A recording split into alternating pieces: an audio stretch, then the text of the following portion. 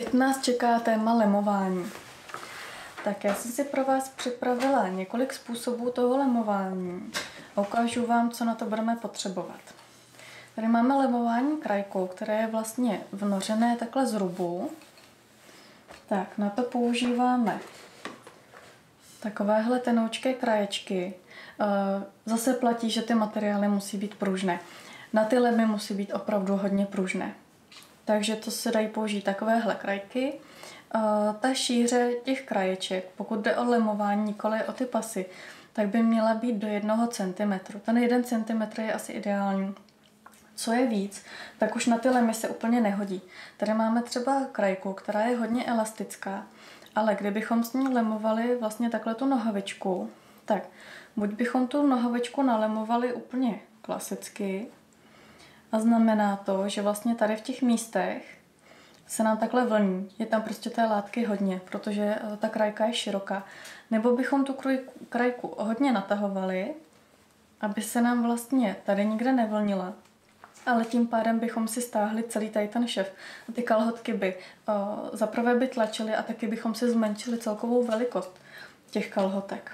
Takže takovéhle krajky, ty širší, tady to je 3,5 cm, tak se hodí jenom vlastně na ty pasy. Případně jako nějaká vsadka, v podstatě jakoby dekoračně, ale vyloženě na lemování těch nohaveček to není úplně vhodné. Tak další možností je tady ta kraječka. Ta už je typicky prádlová. Takhle to vypadá. A v podstatě je to guma, pruženka, která je perforovaná a vlastně vytváří dojem té krajky. Není to typická krajka, je to prostě pruženka. A s tou se právě dá lemovat krásně. Tady máme lemování vlastně z lícové strany, takže z toho rubu je to vlastně takhle. Tak další možností toho lemování je tento způsob, kdy máme ve všech švech, nebo respektive ve všech těch lemech vnořenou pružinku. Tady jsem použila úplně obyčejnou pružinku. Dá se koupit buď samozřejmě na metry, anebo takhle v takovém balíku. A ta pružinka, ta je široká 0,5 cm. To mi přijde tady na ty švy, které jsou takhle vlastně vnořené do toho rubu, ideální šířka. Pokud by byla ta pružinka široká 1 cm, tak vlastně tím, že my tady tu látku přehýbáme, tak tady bychom ten lem měli hodně široký a musel by být hodně stažený, takže zase bychom si zmenšovali vlastně velikost těch kalhotek. Takže na to pozor. Další možností je použití lastinu. Vlastně když se podíváme tady na ty dvě kalhotky, tak vypadají úplně stejně. Je tady vnořená vlastně nějaká ta pružná věc do toho švu. Takhle se podíváme na detail, to možná bude vidět. Tak je tam vnořený tady ten lastin. Používá se úplně stejně vlastně jako ta pruženka. U toho lastinu si dávejte pozor, protože někdy jako lastin se prodává i tohle. A to je v podstatě ramínko. Ono to nepruží tolik, jako tady ten lastin. A tohle je průhledné ramínko do podprsenek. Takže dávat si na to pozor. Další možností lemování je lemování vlastně půlenou pružinkou. To vypadá takhle. Tím, že ona má uprostřed to přepůlení, tak se s ním docela dobře pracuje. Mně přijde na ty kalhotky, že to není úplně ideální materiál, je to poměrně tlusté. Tady třeba na ten střih těch boxerek se to dá využít, nicméně nedovedu si to představit třeba tady na tanga, a nebo na bikiny, nebo na brazilky, které jsou hodně vykrojené. Tak tady ten šev by se hodně proznačoval vlastně pod oblečením. Nicméně dá se to použít, dobře se s tím pracuje. Další možností je tady proužek úpletu. Tady je zapracovaný na overlocku, úplně klasicky vlastně, jako se lemuje cokoliv jiného, třeba průkrčník u trička. Další možností s tím proužkem úpletu je lemování na třetiny. To vypadá takto. Tady už vlastně není potřeba ten overlock, šije se na klasickém stroji. Tady ještě v pase je galonová pružinka široká. Ty pružinky se dají pořídit různé.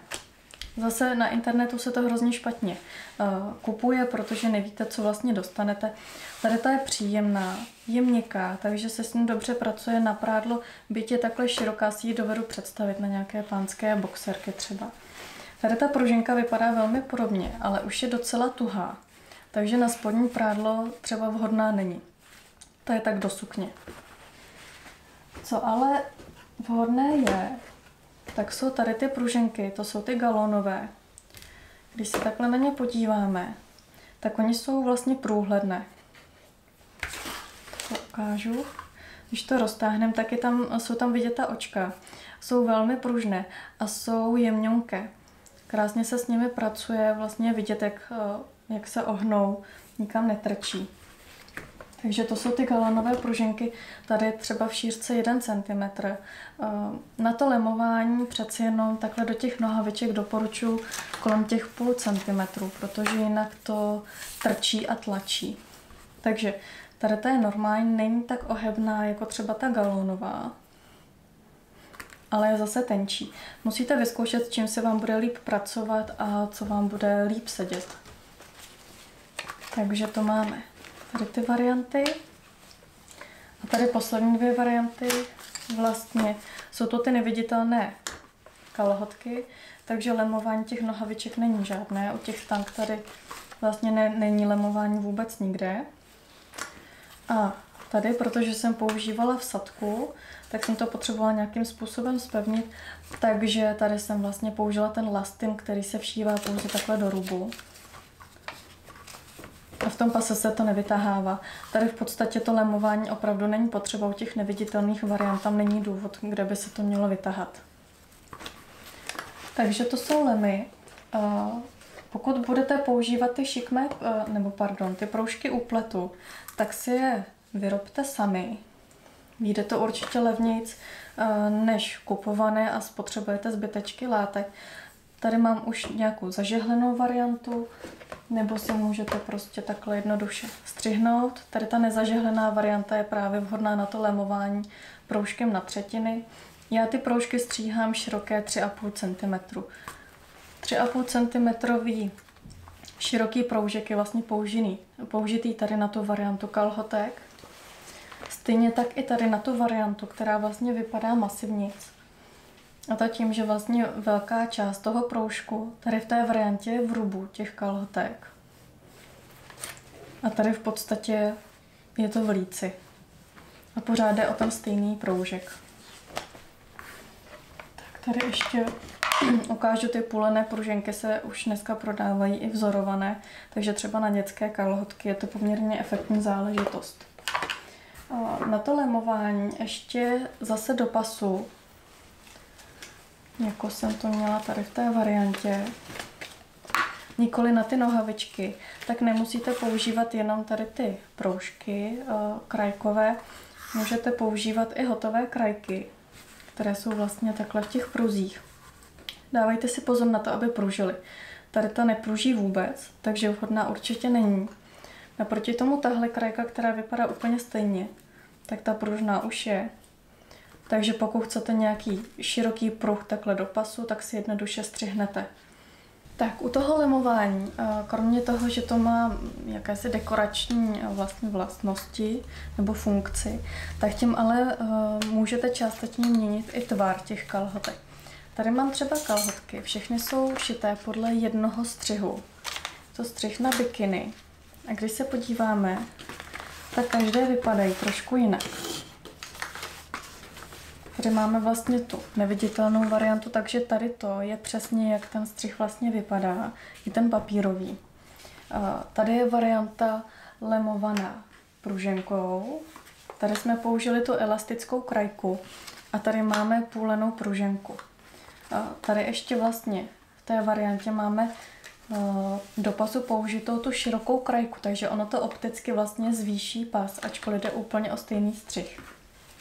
Když si na sebe ty kalhotky položíme, tak je vidět, že vlastně například tady ta varianta s tou půlenou pruženkou, tak ten střih hodně stahuje.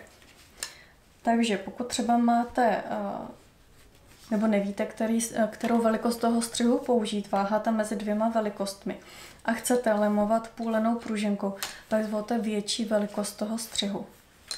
Naopak třeba tady u té neviditelné varianty, pokud zase jste mezi dvěma velikostmi a váháte, kterou velikost použít, budete chtít neviditelnou variantu, tak použijte tu menší velikost. Takže takhle vlastně to vypadá tady u těch bikin.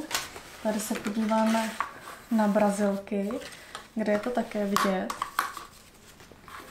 V podstatě všechny jsou střižené nebo šité podle stejného střihu, stejné velikosti a tvarově se trošku mění.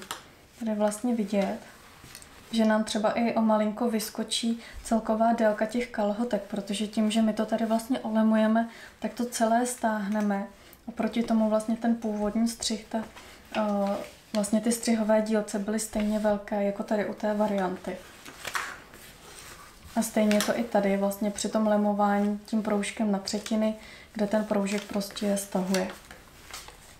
Tak to je k těm lemům.